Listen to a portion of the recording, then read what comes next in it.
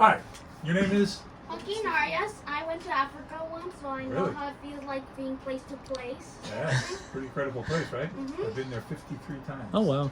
50. Okay, let me just breathe for a second. There you go. All right. So what's your question, Joaquin? My question is, what is the most dangerous animal you have encountered? The most dangerous animal I've encountered are people. A Yeah. human being. That's the most dangerous animal I've encountered. Okay, You know what? And I'll tell you, you know what the deadliest animal in the world is? The mosquito. That's right. Good answer. Mosquito. Mosquitoes is. So I would think the most dangerous animal I've ever encountered in the wild is probably a bull elephant in must. Mm. Okay, a bull elephant that's at the peak of its testosterone, it's kind of very hormone driven. That's a dangerous animal. Wow. So I had an incident actually where I was in a vehicle at the bottom of the Ngorongoro crater in Tanzania, and we were studying elephants in must, and I was photographing them, doing a study on them, and this elephant started to come at us. And you know, whenever we're studying, we turn the engine off on the truck because I don't want the engine to shake the truck when I'm taking pictures. And then the elephant started to come at us. I said, "We got to go." He's coming at us, and he went to start the truck, and the starter broke. The truck didn't start. When the elephant came up to the truck, I buried myself down on the bottom. The elephant put his tusk in the bottom of the truck, tried to tip the truck over, and then actually the top of the truck is open. It's a big safari vehicle, and I was down on the floor. He was so big, his trunk came in over the top and touched me in my face like this, and I thought he was going to rip me out of the truck. He didn't do that. He just walked away, but it was a pretty scary moment. Was it worth it? Everything's worth it. There's a good reason for everything that happens. Those, see what that says on that? There's a stone on my desk. See that stone? Does it have a saying on it? Read the saying on the stone. Life is not measured by the number of breaths you take, but the moment that you are breath away. That's right. Remember that. Life is not measured by the number of breaths you take, but by the number of times your breath is taken away. So those times when you kind of go, that's when you feel the most alive. I'd rather live 50 years. I'd rather live 50 years of moments like that than 99 years in a chair with a remote control just watching TV. Mm-hmm. So that's how I define myself, is by saying life is not measured by the number of breaths you take, it's measured by the number of times your breath is taken away. It's my favorite. So I even have it on a cup back here. The thing. Yeah. That's a saying of you. This That's is my A rock and a cup. That's pretty cool. thing. Life is not measured, because it's my saying, it's my mantra. So anyway, that answers your question, right, Joaquin? Mm-hmm. And you are? My name is Brooke, and I was wondering what inspired you to work with animals. Brooke, well, I was born in a small apartment in New York City. My father was a Cuban immigrant, didn't have very much. My mother was the daughter of a Colombian and a German immigrant. And you guys are lucky today because you guys have all this great programming on television. You have, National Geographic Channel, Animal Planet, Discovery Channel. When I was a kid, they didn't have that. There was one show, it was called Mutual of Omaha's Wild Kingdom. And there were two hosts on that show. One of them was that gentleman you see holding the owl there in that picture. That's Jim Fowler. He was my hero growing up. I watched him on television. He was the host. You guys remember the guy named the Crocodile Hunter? Mm-hmm. Oh, yeah. Okay, and Jeff Corwin, he's up there, and Jack Hanna up there at the very top.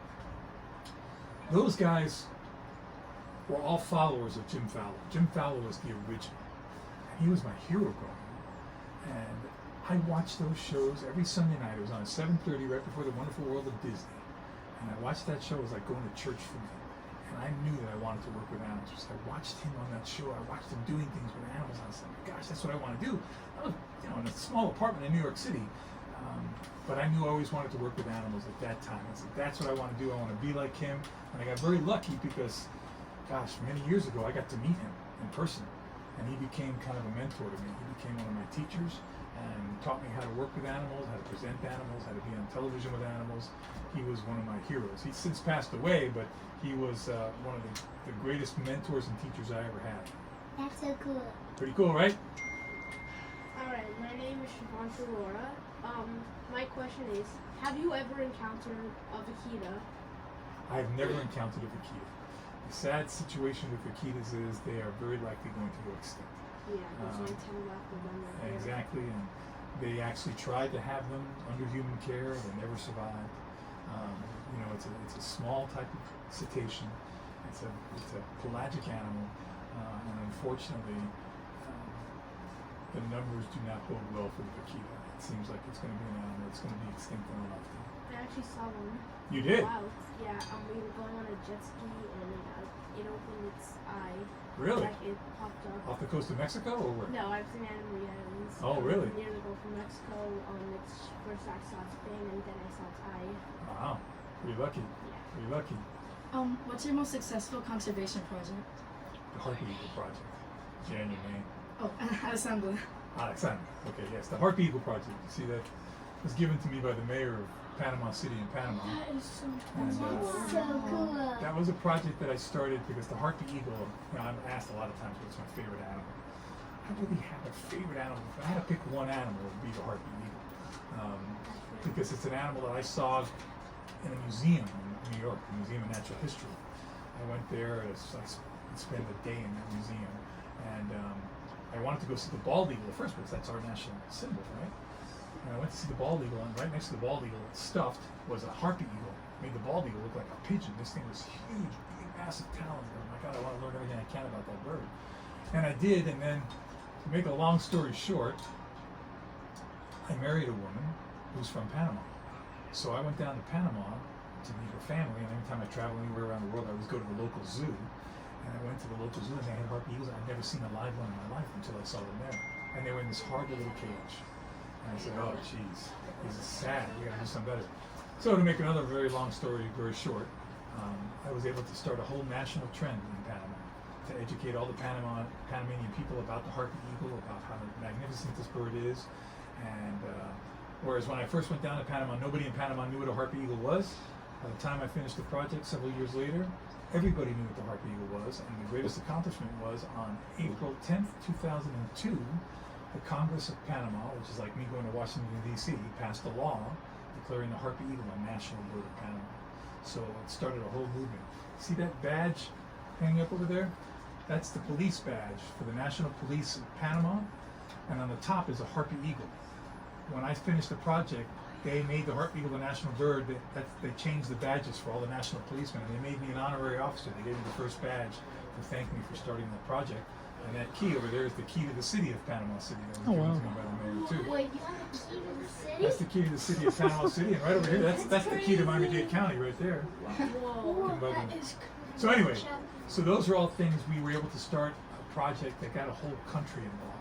And that's harpy eagle here. This is Panama. This is you see the big sculpture that's out in the Panama, the harpy eagle exhibit? Yeah. That was custom made, and that's the head of that sculpture, the draft that was made by the artist that was given to me. Yeah, you can touch it, sure.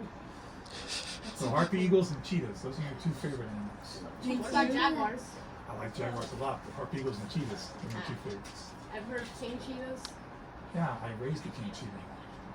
You raised that king? Sorry. He was here, he lived here. He was one of only 49 in the entire world. And I raised him, and he said, he had my name on the side. It said Ron, and his pattern on the side. I brought him over here from South Africa. Did you take a picture? I have lots of pictures of him, yeah. Or could we see? Yeah, I'll show you a picture. Let's finish your questions. My name is Andrea. Okay. And what's the rarest animal you've ever seen? The rarest animal I've ever seen. You know what? It's going to be interesting. The Panamanian golden frog. I saw in the wild, and I was in Panama. I spent days climbing up and down a mountainside to find this thing. It's a beautiful little frog, now believed to be extinct in the wild. We have them here. If you go to the Cloud Forest building, you'll see the Panamanian golden frogs, but they're only found on one small mountain range in Panama. And there's a fungus called the chytrid fungus. It's wiping out amphibians all around the world. And it's believed to have maybe wiped out Panamanian golden frogs in the wild, but there's several captive populations where we're breeding them, hopefully reintroduce them to the wild. But that's probably the rarest animal I've ever seen in the wild, the Panamanian golden frog. Yeah, sure. I'm hoping you can answer two questions. Sure. Once for another camper. Sure. What's your name first? I'm Evangeline. Evangeline, okay. And the first one is, what is the most endangered creature you've helped? Wow. It's a hard question. I mean, the cheetah is pretty endangered. There's probably less than 7,000 left in the world. And that sounds like a big number, but that's a very little number when you talk about an entire species. And cheetahs, their numbers have been dwindling down and down every year. They get persecuted a lot. They have a tough time. You know, everything goes after cheetahs. Lions kill cheetahs, hyenas kill cheetahs, leopards kill cheetahs. So they have a hard time. They're kind of, people look at a cheetah and they think it's a spotted African cat. It's going to be this major predator, right? It's really, they're chickens. Cheetahs are chickens. I've come across cheetahs in the wild all the time and they always run away. There's never been a documented case of a wild cheetah attacking a person. So they're having a tough time. Did you find those two cheetahs and here in the wild? Or No, they were born in captivity in South Africa. And I brought them over here. They flew with me. I went over to South Africa and they flew back with me on the plane. So I brought them over here smaller cubs. So the cheetah is probably the most endangered animal that I've helped. I've set up conservation programs in South Africa and worked with people there in South Africa. Through my conservation endowment here at the zoo, I've bought new vehicles to go out and research them and to study them and to help protect them. So that's probably the animal, most endangered animal I've been directly connected to. She's got a second question. Yeah. This one is the question I wanted. I wanted to know what's your favorite animal fact that you've learned. My favorite animal fact? Oh, that's a tough one. Favorite animal fact? Well, I'll tell you because I studied it myself, I went down to do this. It's the migration of the monarch butterfly. When you think of a monarch butterfly, it's a bug this big, right? Do you know the story of the migration of the monarch butterfly? God bless America. Yeah. The monarch butterfly is an insect that usually lives about 5 weeks. They start an epic migration in a mountain range in central Mexico. When they start, they hatch out, they start flying north. They live for about 5 weeks. They make it up maybe to the border of Mexico and Texas, the United States, right? They lay their eggs, And then they die. That next generation hatches out. They live 5 weeks. They fly north a little bit more, maybe into the southern part of the United States. They lay their eggs and die. That generation hatches out. They fly further north, up into north central United States. They lay their eggs and die. That generation hatches out, and they fly all the way up to the southern border of Canada. They lay their eggs and die. This is where the miracle happens. Every one of those generations lived 5 weeks, right? Laid their eggs, they kept flying north, right? They started in a small little mountain range in Mexico. That last generation hatches out but doesn't live 5 weeks. It lives 8 to 9 months, and nobody knows why. And whereas it took 3 or 4 generations for the butterflies, a little butterfly, to fly from central Mexico up to southern Canada, this last generation lives 8 to 9 months. It's called the Methuselah generation. Methuselah was the longest living character of the Bible. Okay? Methuselah. So they call it the Methuselah generation because it lives so much longer than the other generations. No one knows why. It flies all the way from southern Canada, all the way back to the same mountain range that its great-great-great-grandparents started this epic journey from. Think about that. A bug flies thousands of miles to a place it's never been before, but where its great-great-great-grandparents started this epic journey. How does it get there? And it took a long time to study this, but they realized that butterflies, like birds, they use the sun to navigate to get to a certain area. But how do we get to that certain mountain range? A professor that I studied under in the University of Florida, named Dr. Thomas Emmel, one of the best butterfly experts in the world, studied the little, if you look at the wings of a butterfly, they have little individual cells on them. Well, when they look at the components of those cells are filled with magnetite. Okay? Well, that mountain range that they fly to is at the peak of the volcanic range of Mexico that's full of iron ore. So those butterflies are basically being magnetically attracted to that mountain range. How cool is that? I get lost driving from here to downtown Miami. How does a butterfly know how to get from southern Canada to the same mountain range? The same thing goes with sea turtles. Think about this fact. A sea turtle hatches out on a beach. 30 years later, after swimming maybe all over the world, throughout all the oceans, she will come back to the same beach that she hatched out from to lay her eggs. How do they know that? How How do they find that 30 years later? Never having been to that beach in 30 years, but now when she's adult and she's ready to lay her own eggs, she swims back to that same beach that she hatched from 30 years ago. Those are cool facts, right? What to do with memory? Maybe it has to do with photographic memory. Who knows? There's something that goes on there that we don't know about, okay? The brain might just like go. Maybe that's a research project for you, right? There you go. Hi, my name is Cerise, and my question is, what is your favorite animal? Ah, I think we kind of went over that. It's the harpy Yeah. eagle and the cheetah. Those are my two favorite animals. You see everything here? These people, see that harpy eagle sculpture behind me there? That's the indigenous people of Panama made this for me. That's made out of a solid trunk of wood. It's carved out of. Excuse me? For free? Yeah, they gave it to me for free. This one right here, that one right there, that harpy eagle was first given to me when we first opened that harpy eagle exhibit.